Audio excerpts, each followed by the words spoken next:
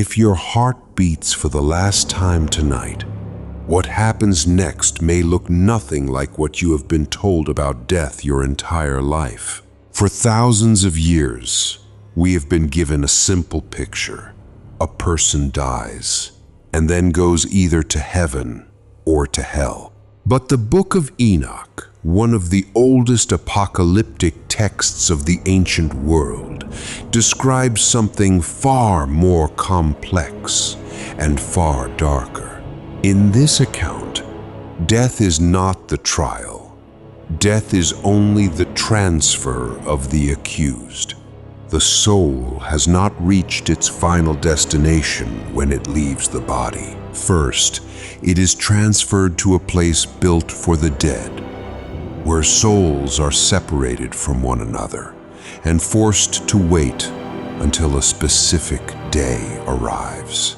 In chapter 22, Enoch says that during one of his journeys, he was taken westward, beyond the world familiar to human beings. Here, he sees an enormous mountain made of solid rock. But the mountain is not empty. Deep chambers exist inside it, vast spaces separated from one another. In one textual tradition, 4 divisions are described. Some are dark. One is brighter, with a spring of water flowing through it. Enoch does not yet understand what he is looking at. He simply records the structure.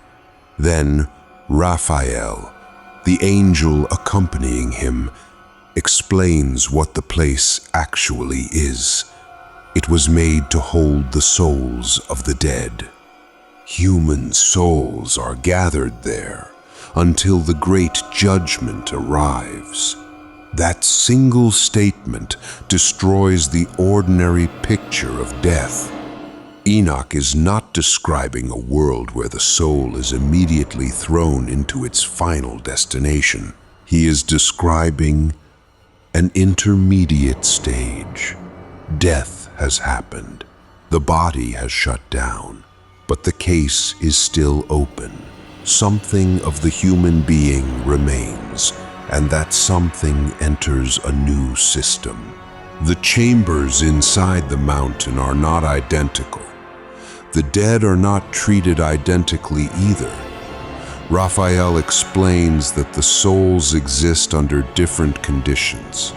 There is a section for the righteous, another for sinners who were never punished for what they did while alive.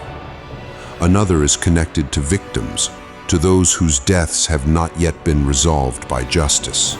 And at that exact moment, Enoch hears a voice coming from among the dead, not a vague whisper. The voice of a soul making a complaint, a voice still demanding justice. Enoch asks Raphael who the voice belongs to. The answer brings one of the oldest murders in Abrahamic tradition back to life. Abel, the same Abel murdered by his brother Cain. In Enoch's account, Abel's body disappeared thousands of years ago, but his identity did not disappear. He still knows who he is. He still knows what happened to him. He still remembers his own murder. And as far as he is concerned, the case is still open. That detail is one of the most disturbing parts of the entire text.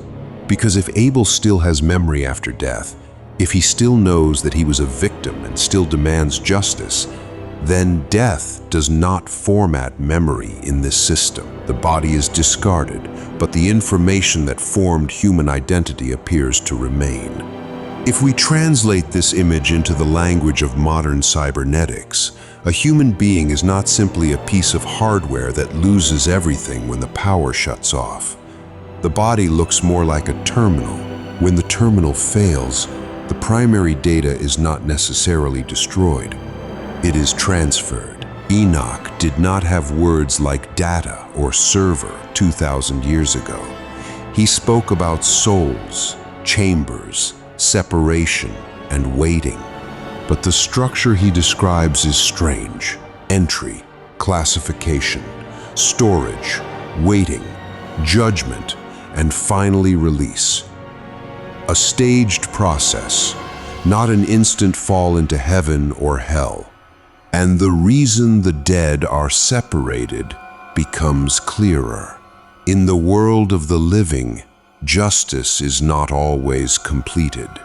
A murderer can live freely for the rest of his life. A tyrant can become rich, grow old, and die peacefully in bed without ever paying the real price for what he did. From the outside, it looks like he left the system and escaped. But Enoch says that is exactly where we misunderstand what happened. The physical world only shows us that the heart has stopped. But the heart is not the courtroom. Death is not the trial. Death is the transfer of the accused. Someone who escaped punishment on earth may have simply been transferred into the next stage. Someone who became a victim on earth may still be waiting for justice. Abel demonstrates exactly that in this text. The murderer and the victim may both be dead, but death did not erase the difference between them. In modern language, these chambers can be imagined as isolated rooms inside a larger system. Not because Enoch literally wrote about quantum frequencies, but as a model for understanding the structure he describes. Conscious beings in different states are not simply thrown together. They are separated. Each group remains under different conditions, while all of them wait for the same event, the Great Judgment. The Book of Enoch returns to this day, again and again. That means the mountain is not the final destination. Those chambers are not the eternal prison of every dead person. They are closer to a holding zone, a stasis, a long period of waiting between the shutdown of the body and an event that has not yet begun.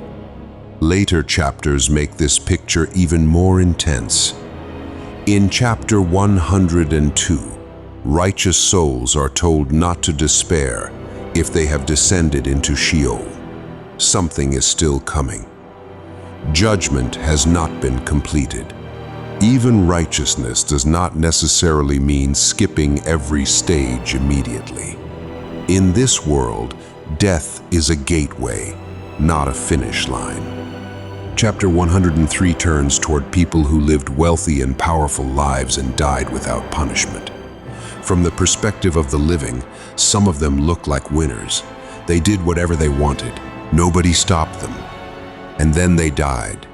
But in Enoch's system, what we call the end is only the moment the file is handed over. And this is where Enoch's world of the dead becomes disturbingly cold and mechanical. No bribe crosses that boundary. No bank account follows you. No political office, family title, fame, or power survives the border of death. What remains is the same thing Abel still has: identity, memory, and the record of what happened. Abel has no body, no possessions, no house, but the case is still there. Then the book opens the largest lock in the entire system. In chapter 51, Enoch describes a time when the earth gives back what has been entrusted to it, and Sheol returns what it has received. That means this system does not remain closed forever. A day comes when the storage phase ends. In cybernetic language, the server is not erased. The stored data is called back for the final stage. The earth returns its dead. The realm of the dead releases what it has been holding, and every case that may have remained unresolved for thousands of years is brought back into the process. That day is the day of judgment. This divides the human journey into at least 3 stages: life in the physical world, the waiting stage after death, and the final state after judgment. And that is the stage the simple heaven or hell picture often skips. Between death and the final destination, there may be another layer, a very long one, a stage in which human identity is still intact. And that may be the most terrifying part of the entire story. The Book of Enoch does not say Abel became an anonymous light after death. It does not say his personality dissolved into some cosmic energy. He is still Abel. That means, if we follow the logic of the text, you may still be you after death, not your body. You, with every memory you wished you could erase, every action you thought nobody saw, every person you hurt, every person who hurt you, and every case the world of the living failed to close.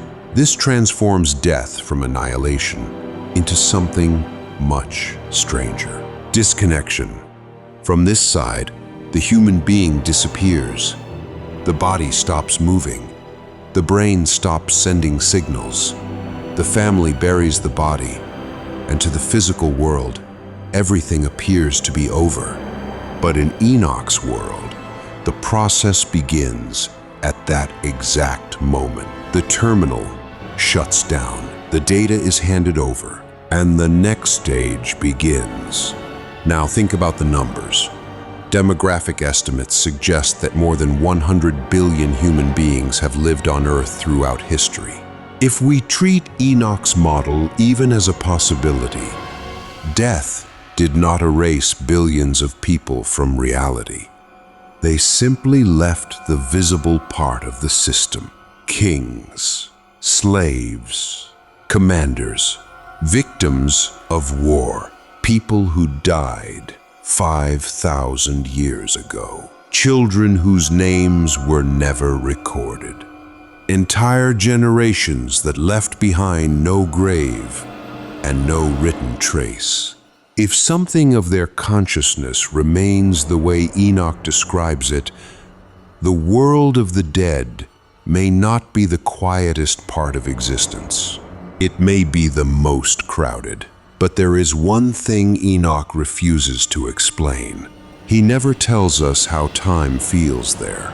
He does not tell us whether 1,000 years feels like 1,000 years to a soul, or like a single moment. He does not tell us whether the dead can see the world of the living. He does not tell us whether our voices can reach them. And that silence makes the picture even more disturbing. We only know that Abel is still there. He still has an identity. He is still protesting. And he is still waiting. Thousands of years have passed. Civilizations have risen and collapsed. Empires have appeared and disappeared. Languages have died. Continents have been torn apart by wars. Yet in Enoch's account, the case of the first murder victim is still open. That means the system operates on its own clock. Justice does not have to follow human time.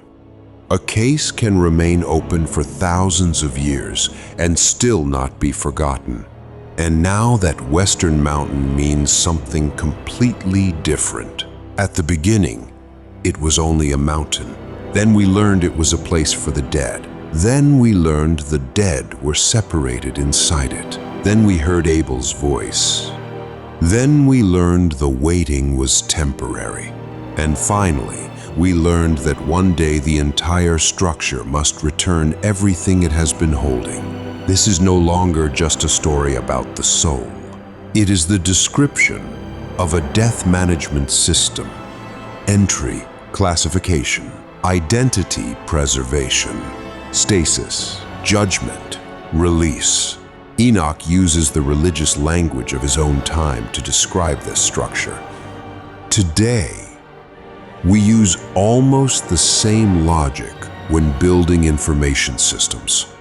Something enters, it is classified, its information is preserved, It remains isolated, and at a predetermined time it is called back into the system.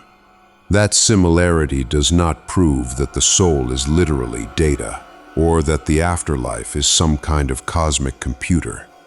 But it explains why Enoch's description feels so strangely familiar to a modern mind. Because his universe is not chaotic. It has protocols, classification, administrators, timing. Even death does not happen outside the system. Death is only a change in access level. And that may be why the grave is the least important part of the entire process. The grave is where the body remains. Whatever Enoch is talking about does not appear to be buried with it. If his account is correct, when the dirt falls onto the coffin, the main journey has only just begun. You do not take your money. You do not take your face. You do not take your reputation. But you may take something much heavier. Yourself.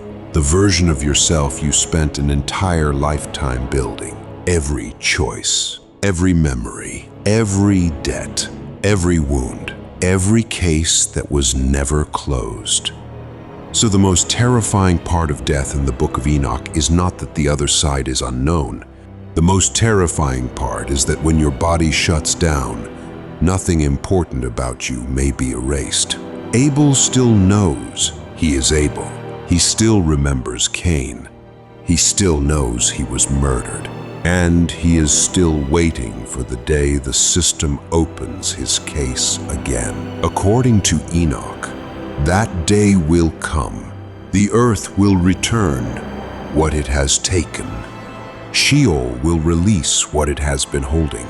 The waiting stage will end. And billions of cases we thought were closed by the stopping of a heartbeat will be called back for final judgment. The grave is not the end of the road. It is not even the destination.